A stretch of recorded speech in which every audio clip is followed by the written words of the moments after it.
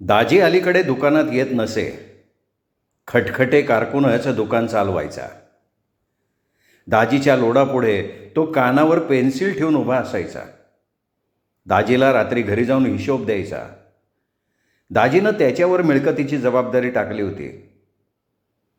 खटखटे लाल ओठांचा नाजूक माणूस, पातळ अंगी, पातळ ओठाचा हा माणूस दाजीनं 2 वर्षांपूर्वी कधीतरी ठेवला आपल्या दुकानात. बारीक धारीचं धोतर नेसून आणि केशरी गंधाचा उभा नाम लावून तो दुकानात यायचा. दाजीला खटखटे आवडायचा. दाणेदार लिहिणाऱ्या खटखटेची बोटं कशी लांब सडक होती, थोडीशी किंचित तेलकट होती आणि नखही तशीच, कोणी रक्तावर टिचक्या मारल्यासारखी लालस. मुद्रा गोल होती, गोल आणि गोरी, गोरी आणि तकाकती. खटखटे ठेंगू नव्हता, पण ठेंगूत जमा होण्यासारखा होता. म्हणजे बाई नुकती वयात येते तसा दिसायचा. दाजी म्हणाला, गंधर्वाला मारील हा स्त्री पार्ट घेईल तर. आणि दाजी कधी कधी आग्रही धरायचा, पातळ नेसतोस, पाहीन डोळाभर, ब्रह्मदेवाची चूक सुधारू झालं. खटखटे यावर फक्त हसे. पातळ ओठ पाकळ्यांसारखे हलत आणि डाव्या गालावर एक तांबूस खळी पडे. दाजी मग त्याच्या पाठीवर एक थोप देईन. हाय, मरेन हा मी दाजी शेठ. खटखटे खोटं किंचाळे. खटखटे म्हणे, किती झालं तरी नोकर माणसं आम्ही, मालकांची मर्जी सांभाळली तर मिळतील 4 पैसे. दाणेदार गोल अक्षर आणि प्रसन्न हसरी आकडामोड करत लवडापुढच्या किर्द खतावणीत आला दिवस तो गिरवत होता. आता दाजी अंथरुणावर पडल्यावर खटखटे सगळं दुकान सांभाळत होता. रात्र झाली की इमाने इतबारे दाजीच्या घरी जाऊन जमा खर्चाचा पाढा वाचता वाचता डोळ्यांच्या पल्ल्याड आल्याड एका परकरावरच्या चुणचुण्या फुलारत होत्या आणि खोलीवर येता येता पावलं मागं राहिल्यासारखी खटखटेला वाटत होती. ओटीवरच्या एका खांबापाशी चपलं नीट जुळवून ठेवत खटखटे दाजीच्या पलंगाजवळ आला. दाजी छताकडे पाहत पडला होता. जवळ कोणीही नव्हतं. निळसर काचेची बत्ती टेबलवर होती आणि त्या प्रकाशात सारं कसं थोडंसं गढूळ आणि थोडंसं कडू, तरी पण दाटल्यासारखं वाटत होतं. दाजी? कोण? खटखटे? हो. दाजी, कसं वाटतंय आता? वाटणार काय, औषधं खातोय, दंडात सुया टोचतात, वाटणार काय? विचार कसला करता? विचार? उभ्या आयुष्यात कधी केला नाही तो विचार. आणि आता तर काय? व्हाल बरे. होईन रे. वामन येतो का रे? नाही, वामन येत नाही. काल सांगितल्याप्रमाणे काही रक्कम पाठवली का? पाठवली, पण त्याच्या बायकोनं परत केली. स्वतः आली होती? हो. काय म्हणाली? नाही, काही म्हणाली नाही, पण परत पाठवू नका असं म्हणाली. इतकंच? हो. काही विचारलं नाही? काही चौकशी केली नाही तिनं? नाही, नाही, नाही.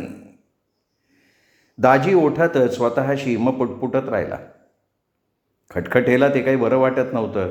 तोही मनातल्या मनात म्हणत होता, दाजींनी हे काय मनात घेतलंय? औषधं काय करणार कपाळ? खटखटे भोवती बघत होता.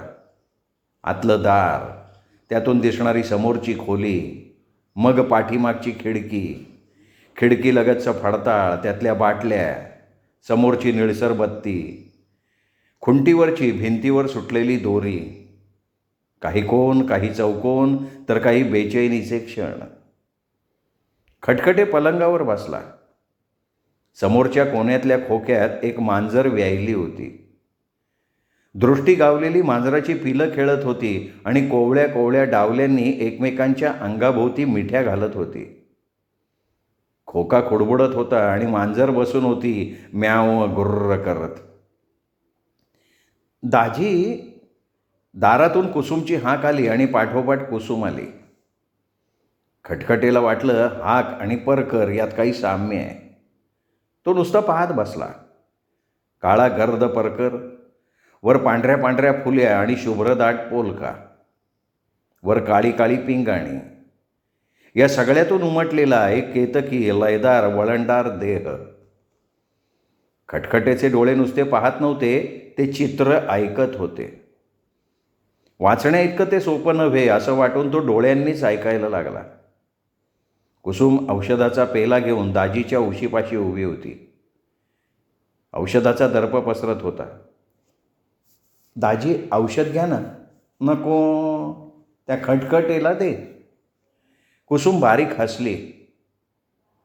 किती वळणदार गोल अक्षर निळसर प्रकाशावरनं सरकली. खटखटेला वाटलं असंच हसावं तिनं. असंच हसेल ती आणि याहून जोरानं हसली तर पोलक्यावरची पिंगाणी पिसाळतील आणि समोरच्या निळ्या बत्तीवर झेपावतील. घ्या, घ्याच आता. कुसुमनं बळजबरीनं दाजीला औषध दिलं. दाजीनं वाईट तोंड केलं तेव्हा आवळ्याची फोड कुसुमनं त्याच्या ओठावर लावली. दाजीनी ती अलगद तोंडात घेतली. दाजीनी भिंतीकडे तोंड फिरवलं. कुसुमनी त्याच्या अंगावरची चादर नीट केली आणि ती खाली मान घालून निघून गेली. खटखटे अस्वस्थ झाला. त्याला त्या विचित्र पोरीची हालचाल फार कठीण अवघड वाटली. त्याला नीट समजत नव्हतं हे नक्की काय आहे. नुसतेच 2 धुसर निळे डोळे आहेत की त्यामागं कशाची तरी पूर्वीच नोंद होऊन चुकली आहे. पाठीवरच्या सैलसर केसांची रिबीन किती लाल भडक. खटखटे हलका हलका होऊन गेला. नको तसल्या आडवळणांनी फिरलेले गरीब डोळे मग स्तब्धपणे पापण्या पाडून राहिले. पातळ ओठांचा नाजूक माणूस पाहता पाहता थकला.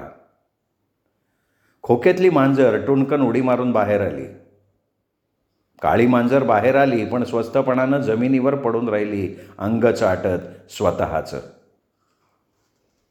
दाजीचे कष्टी श्वासोच्छवास या एकसुरी खोलीत औषधाच्या वासासारखे पसरत होते. चहा. कुसुम उभी होती. घ्या ना. कुसुमच्या नखावर मेहंदी चढली होती.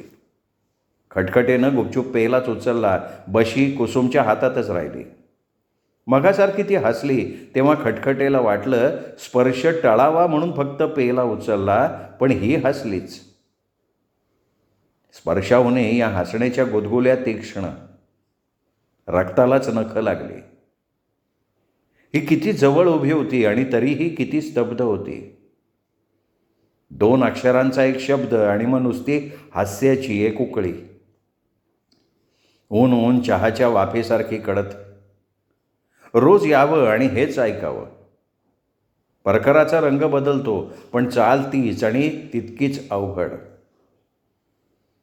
यात गुंतलेली नजर ताटकळून डोळे फुटतील पण या निळसर शून्याखाली कसलीही नोंद व्हायची नाही. या गोष्टीच टाळाव्यात, येऊ नये या वाटेला. पण मग चाव्यांचा घोस आणि पैशाची पिशवी याची आठवण झाली आणि खटखटे सावरून बसला. समोर कुसुम नव्हती, हातात पेला नव्हता, ओठावर फक्त चहाची ओल होती. टिपकागदासारखा निळसर प्रकाश एक चित्र टिपून पसरला होता. खटखटे मनात म्हणत होता, आईला कुसुम निश्चित आवडेल. मग पुन्हा तो विचारच टाकासारखा कानावर लावत म्हणाला, दाजी, काय हिशेब ऐकताय ना? नको, रोज रोज काय ऐकणार? पिशवी दे कुसुमकडे. ठेवतो इथंच. ठेव. 200. दाजी. पुढच्या दारावरनं हाक घालत लक्ष्मी आली आणि थेट दाजीच्या उशीजवळ बसली. खटखटे दाजीच्या पायांकडेच पुन्हा अंग जवळ करून राहिला. लक्ष्मी खटखटेवर दृष्टी खिळवून दाजीला विचारायला लागली, दाजी, बरं वाटतंय आता? बरं वाटतं, पण बरं वाटतं म्हणजे काय ते कळत नाही मला. वाटेल. काही गोष्टी विसरायच्या, मग आपोआप बरं वाटेल. कशा विसरू? विसरायला नको का? नको. नको कशा, नाही तर बरं व्हायला होणार नाही, मला नाही विसरता येत त्या. खटखटे केव्हा आले? लक्ष्मी स्वतःशीच उद्गारली. एखाद्या दागिन्याकडे पाहत राहावं, सोन्याची पारख पटून मन निमग्न व्हावं, तसं झालं लक्ष्मीचं. हा माणूस उभा तरी राहील का? किती नाजूक हा. माथ्यात सहज माळून टाकता येईल, दागिन्यासारखा सहज गळ्यात घालता येईल, पदरासारखा लपेटूनही जाता येईल. लक्ष्मीला मोठी गंमत वाटली. कुसुम फडताळाकडे उभी होती. लक्ष्मीची चाहूल लागली तेव्हाच ती परत बाहेर आली होती. उगीचच काहीतरी खुडबुड करत होती. कुसुम, उभी का? पोर वाढली हो. वाळेल तर काय, बायाबाई काय नोकर माणूस, स्वयंपाक करून जाते, बाकी सगळं हीच करते. कुसुम, काळजी करतेस? दाजी बरे होतील हो. छे, मला नाही काळजी वाटत, तुम्हाला वाटेल. तुटकपणे कुसुम बोलली. लक्ष्मी मनात म्हणत होती, प्रत्येकजण लाथाच झाडतोय वेड्यासारखं. हा गावच वेडा झालाय का? ही तर काय परकीच. बोटचा गोळाच जर वैऱ्यासारखा वागतो तर इतरांचं काय? खटखटेच्या दृष्टीसमोर उलथापालथ चालली होती. एक गुप्त जग, गुप्त गोष्टीच ओल्या कोरड्या ओठांनी, निळ्या काळ्या डोळ्यांनी सांकेतिक भाषेत बोलत होतं. सरळ अशी एकही ओळ नव्हती कुठं. सगळीच वळणं आणि वाकड्या रेखा. काळ्या परकरावरच्या शुभ्र टिकल्या आणि लक्ष्मीच्या पदरावरचे पिवळे गर्द रेशमी पट्टे. खटखटेचे पातळ ओठ थरथरत होते. उठून जीव मुठीत घेऊन पळावंसं वाटलं त्याला. लक्ष्मी मध्येच पाण्यात खडा टाकल्यासारखं बोलली, खटखटे, माझ्याकडे या ना कधीतरी. अहो चहाला या. याल? कधी येता? येईन कधीतरी. कधीतरी का? उद्याच या. उद्या? नाही नाही, मग येईन मी सवडीप्रमाणे. परकेपणा नको हा. खटखटे भाबड्यानं हसला. लक्ष्मीला वाटलं गुलाब पाणीत शिंपडलं कोणीतरी आपल्या पदरावर. परत एकदा पाप पाप म्हणतं ते करावं. सगळं होऊन चुकलंय, इतकं तरी मिळवता आलं तर. भिक्षा घेऊन आग जागती ठेवायची. न्यायाधीशानं नमस्कार केलेला देह काय असा कोरडा राहिला? खटखटेच्या कपाळावर उभा केशरी नाम ज्योतीसारखा लखलखताना दिसला, शीतल आणि शांत. कुसुम दोघांच्या अंगावरनं लगबगीनं बाहेर गेली. लक्ष्मी फक्त हसली. वेडी मुलगी, संतापानं जातेस, मान झटकून काय अशी फणकारतेस? लक्ष्मी परत एकदा हसली. तरीही लक्ष्मी खटखटेला म्हणाली, या मी वाट बघतीये, येतो. दाजीला लक्ष्मीचं बोलणं मुळीही आवडत नव्हतं. त्याच्या खंगलेल्या चेहऱ्यावर नापसंती, तिरस्कार, संताप याचं कडू मिश्रण झालं होतं. तो कणत म्हणाला, लक्ष्मी, मी जरा स्वस्थ पडणार आहे. दाजीनं डोकीवर पांघरून घेत भिंतीकडे तोंड फिरवलं. खटखटे उठला. पैशाची रिकामी पिशवी उशीकडे ठेवत म्हणाला, निघतो मी दाजी. हां. पांघरुणातून दाजी हुंकारला आणि खटखटे लक्ष्मीकडे दचकून बघत दाराकडे वळाला. लक्ष्मीचे गढूळ तंग डोळे पाणी चढवलेल्या सुरीच्या धारेसारखे तकाकले आणि खटखटेनं दचकून दाराबाहेर पाऊल ठेवलं, जमीन आहे का नाही ते बघत. काळोखात बुडालेल्या ओटीवरच्या मधल्या 2 खांबातनं शू असा हलकेच श्वास टाकला गेला. काही चकाकलं आणि खूप खोल बुडालं. जुळवून ठेवलेलं चप्पल दुसऱ्या खांबाकडे सर सर ओढलं गेलं आणि खटखटेही पायतळी चाक फुटल्यासारखा तिकडे गेला. त्या नक्षीदार खांबाकडे कुसुम उभी होती. इकडे. कुसुमचा चोरटा आवाज आला. काय? लक्ष्मीकडे चुकून सुद्धा जायचं नाही. नाही. नाही काय? होय म्हणा. होय. काय? लक्ष्मीकडे जायचं नाही. कुसुमला हसू आवरेना. ती हसू दाबून उभी होती, पण त्यातली एक तार झणझणलीच. खटखटे बावरला. इतक्या जवळून निग्रहानं बोलणारी कुसुम इतक्या लवकर अशी हसतेच कशी? समजलं ना? हो नाही हो. होय नाही नाही नाही होय. लक्ष्मीकडे गेलात तर मात्र. कुसुम अर्ध्यावर वाक्य टाकून निघून गेली. खटखटे पायात चप्पल सारत उभा होता. लक्ष्मी चहाला बोलवत होती, कुसुम नको म्हणत होती आणि मग फक्त मजेत हसत होती. खटखटेला वाटलं या खांबावर पोलक्यावरचं एखादं गर्द काळं पिंगाणं चुकून बसलेलं नसेल ना. त्या खांबावरनं हात फिरवला आणि डंख लागल्यासारखा तो निघून गेला. त्याला कसलं तरी भयंकर पाप आपल्या हातून घडल्यासारखं वाटलं. तो पुटपुटला, आई क्षमा कर हं.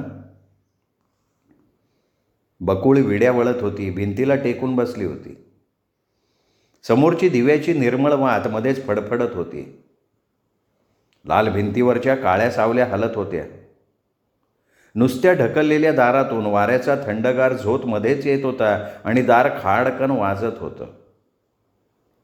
बाहेर पाऊस पडत होता. छपरावर खळखळाट होत होता, पण बकुळचं घर काही छपरातनं गळत नव्हतं. बकुळनं गेल्याच आठवड्यात माणसं जमवून ते शाकारून घेतलं होतं. बकुळ भिंतीला टेकून मध्ये डुलक्या घेत होती. मान पडल्यासारखी होत होती. झटका मिळताच बकुळ भानावर येत होती. ते लालसर लहान कोरं तोंड कसं कुठेतरी आतून ओढल्यासारखं वाटत होतं. दाराकडे सहज दृष्टी वळली. वामन उभा होता. वामन? बकुळ उठून उभी राहिली, पुढं गेली. तिला वाटलं ओटीवरचा खोंगी घातलेला कोपरा दारावर कसा आला. पण वामननं कधी नव्हे तो बकुळचा हात धरला. बकुळनं आतून दाराला कडी घातली. वामनच्या हाताची बोटं कशी गारगार लागली तिला. काय? बकुळ फक्त पुटपुटली. वामन काहीतरी म्हणाला, पण बकुळला ते ऐकू नाही आलं. ती फक्त हात सोडवून दूर गेली. तंबाखूचं सूप मांडीवर घेऊन बसून राहिली. खाली मान घालून तिने कात्रीनं कोड्याचं भिजवलेलं पान कातरलं. वामनचं देवींनी कुरतडलेलं पिठाळ तोंड विचकल्यासारखं वाटत होतं. उभा जन्म असाच काढणार मी, असाच. तुम्ही कधी नव्हे ते आलात, पण मी त्यातले राहिले नाही आता. यायचं तेव्हा आला नाहीत. ती निश्चयानं स्वतःशीच बोलत होती. मी आत्ता आलो तोही त्याकरता नव्हे. वामन जमिनीवर बोट फिरवून बरळल्यासारखा म्हणाला. मग कशासाठी? बकुळनं सूप दूर ठेवून विचारलं. दाजीचा निरोप आलाय. दाजी अंथरुणाला खेळून पडलाय. वाचत नाही आता. वाचवलंस तर तूच. दाजीचा केवढा लोभ आहे तुझ्यावर. तू जा त्याच्याकडे. जातेस? वामन उत्तराची वाट बघत होता. जाणार? बकुळच्या लाल गालावर संताप चढत होता. तिचे ओठ थरथरत होते. एक एक शब्द तिचा सर्वांग भाजून गेला होता. तरीही ती बोलली नाही, फक्त पाहत बसली. जाणार ना तू? बकुळनं ताडकन एक मुस्काटात ठेवून दिली. वामन गाल चोळत उठला आणि किंचित वाकल्या कण्यानं दाराकडे गेला. दाराची कडी काढून बाहेर आला आणि कांबळीचा लटा पांघरून बसून राहिला. पाऊस वेड्यासारखा कोसळत होता आणि घराच्या पागोळ्या गटारात ओघळत होत्या. वामननी एक सुस्कारा सोडला. चुरचुरत्या गालावरनं गार हात फिरवला. बकुळनं परत सूप घेतलं. पान कातरता कातरता ती म्हणाली, उद्या सगळं घर सारवायला हवं. दाजी म्हणे वाचणार आता. हा नवरा. भिंतीवरची सावलीसुद्धा गार असत नाही इतकी. पण लागला असेल का त्याला? लागला असेल. ती उठली, बाहेर आली. वामन गुडघ्यात मान घालून बसला होता, कांबळं घट्ट लपेटून. केसातून हात फिरवत बकुळ म्हणाली, लागलं का हो? चूक झाली माझी. त्या हळूवार स्पर्शानं वामनला उत्साह वाटला. त्याने मान वर केली. लागलं ना? वाईट आहे मी अगदी. बकुळ भरल्या गळ्यानं बोलली. वामनला वाटलं बकुळला पश्चात्ताप झाला असावा, तिच्या डोळ्यात पाणी आलेलं असावं. बाहेर पावसाच्या धारा सळसळाट करत होत्या. वामन धीर करून म्हणाला, जाणार? बकुळ पुटपुटली श्वास टाकल्यासारखी. कुठं? दाजीकडे. बकुळ उठली. शिसारी आली होती तिला. म्हणाली, विहिरीत लोटून द्या ना मला आपल्या हाताने. बकुळ पदर डोळ्यांना लावत आत गेली. दार बंद झालं. वामनची मान परत गुडघ्यात पडली. पाऊस कोसळत होता, आकाश फाटल्यासारखा. एक पाय गमावलेला अच्युत कुबड्या टेकत आला. नुकतं उजाडलं होतं. रस्त्यात वेडा नरू पालथा पडला होता, टाकून दिल्यासारखा. कोपऱ्यात पाहून अच्युत थबकला. वामन? वामननं किलकिले डोळे वळवून मान वाकडी केली. घराचा कोपराच वाकल्यासारखा वाटला. कितीसा म्हातारा झालास रे बाबा, अच्युत म्हणाला. वामनची मान परत गुडघ्यात पडली. अच्युत पुढे आला. टिचकी मारून पाहिला पाहिजे कितीसा पिकलायस तो. अच्युत खो खो हसला. खाड खाड कोबड्या टेकत त्याने दार गाठलं. कोबडी दारावर हलके चापटली. दार उघडलं आणि अच्युतनं लाकडी पाय आत ठेवला. अजूनही तो हसतच होता. बकुळ रॉकेलचं डबडं पेटवून सूल सारवत होती. लाल रेव्यानं तिचे हात भरले होते. अच्युत उंबऱ्याशी उभा राहून बघत होता. सगळ्या जगाला विसरून बसल्यासारखी, डोळे आत ओढलेली, फिक्की पडलेली बकुळ सावकाश रेव्याचा दोरवंथा फिरवत होती. अच्युतनं तोंड उघडलं तरी तो हाक देऊ का नको अशा विचारात रेंगाळला. बकुळ. अच्युतनं कोबड्यांवर थोडा जास्त भार टाकला. बकुळनं वळून बघितलं. ती दचकून उठली. लगाबगा हात धुवून पुढे आली. मेलं माझं लक्षच नसतं. किती वेळ उभे आहात? नाही, आत्ता तर आलो. सकाळीच एवढ्या? यावंच लागलं, पण वाढली आहेस किती? हवंय कशाला ते ओझं? हलकं झालेलं बरं. ओझं? मी कुबड्यांवर सावरतोय हे ओझं. तुम्हाला पाय आहेत. मी म्हातारा झालोय. तुम्ही तरणी ताठी. वामण्यानं देहाची आडी लावली आहे. तू सुकत चालली आहेस. बकुळनं डोळ्यांची पाती वर उचलली. त्याखालची काळीभोर लकाकी अच्युतच्या थेट काळजात घुसली. त्याला वाटलं, हे काही आपण बोलायला आलो नव्हतो. आपल्याला काहीतरी वेगळंच सांगायचं आहे. बकुळ, लक्ष्मीकडे गेलो होतो. मग काय झालं? काय व्हायचं विशेष? सदूची समजूत घालणं. कसा पाठवायचा त्यास? मग काय तर, हरीची इच्छा. बकुळ, तुला काय वाटतं? तू जाईची लेक म्हणून? नव्हे. नव्हे. अच्युतची खडकाळ मुद्रा अधिकच खडकाळ झाली. तो एखादा न्यायाधीशासारखा तटस्थ होता. त्याला जे काही सांगायचं होतं त्याबद्दल तो निर्विकार होता. निदान तसा उभा राहिला होता. सांगा ना, तू जाईची लेक नव्हेस. नव्हे? मग कुणाची मी? लपवता का? लक्ष्मीनी खोटं का सांगितलं? मला फसवता का सगळीच? फसवतोय कुठं? तुझा सदूवर जीव होता. लक्ष्मीला ते पसंत नव्हतं. सदूमुळं खोटं सांगितलं तिनं. अच्युतच्या कोबड्या लटपटल्या. निर्विकार मुद्रा काजळून गेली. मुखवटा गळून पाडला. तुझी आईशी सांगा ना काका. बकुळ विनवणी करत होती, तरीही मनात लक्ष्मीबद्दल आपुलकी दाटत होती. तुझी आईशी तीर्थयात्रेला गेली. हां, तीर्थयात्रेला. खूप वर्ष झाली. खूप वर्ष. अच्युत लाकडी पाय ओढीत घाईघाईने निघून गेला, पुटपुटत, तोंड लपवत. बकुळला जाईची दया येत होती. आईचं नातं ती पत्करायला तयार नव्हती. गर्भ जिरला म्हणून कणत होती, तरी बकुळ पुटपुटली.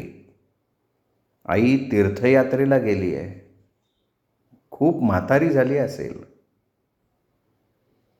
दाजी बिछाण्याला खेळून पडला होता. काही समजत नव्हतं. काही समजण्या न समजण्याच्या पलीकडे होतं. काही दिसत होतं, काही दिसत नव्हतं. डोळ्यांवरचे पडदे दाटत होते.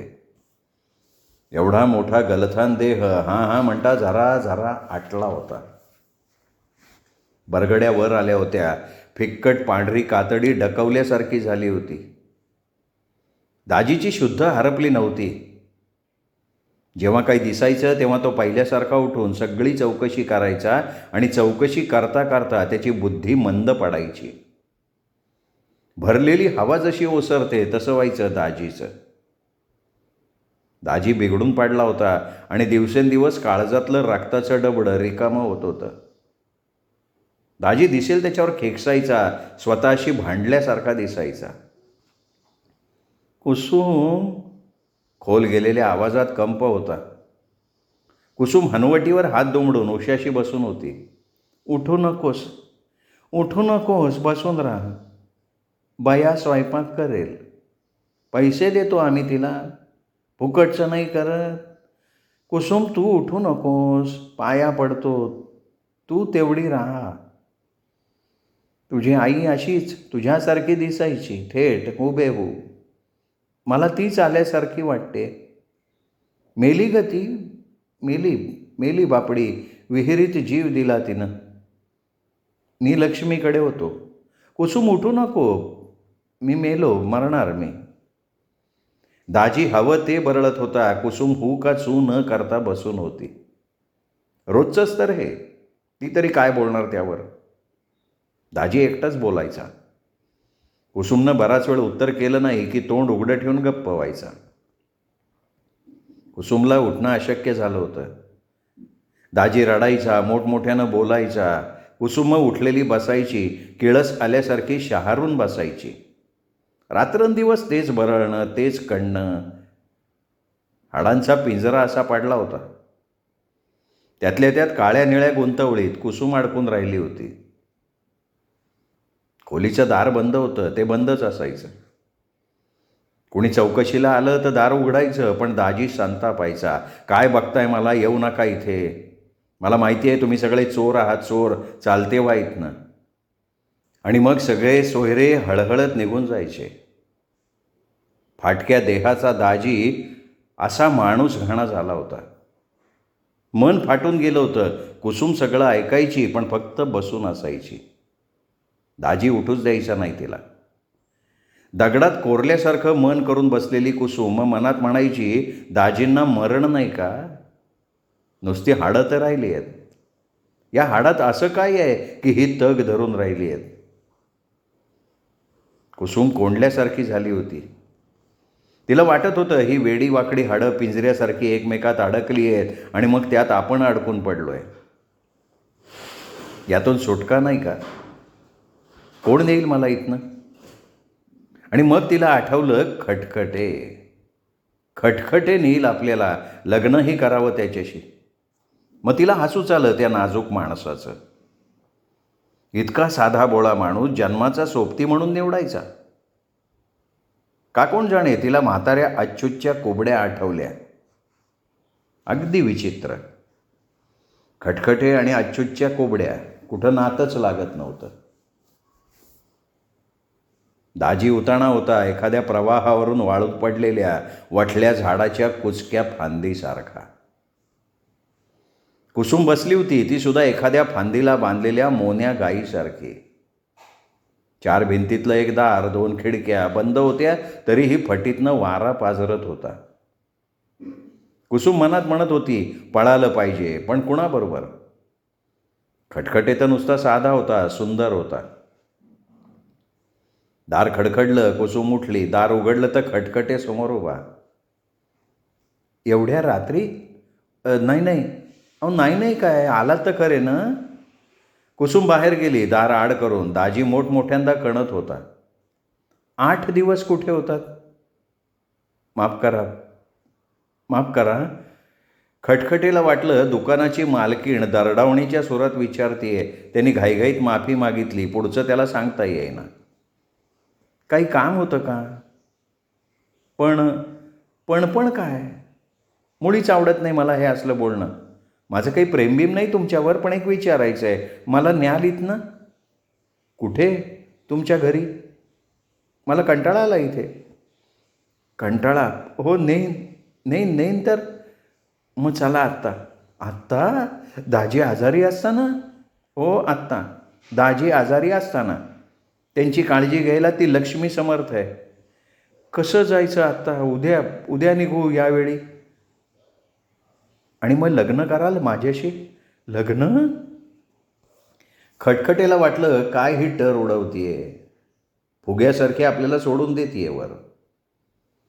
कुसुम हसायला लागली. तिला त्या भोळ्या माणसाची गंमत वाटत होती.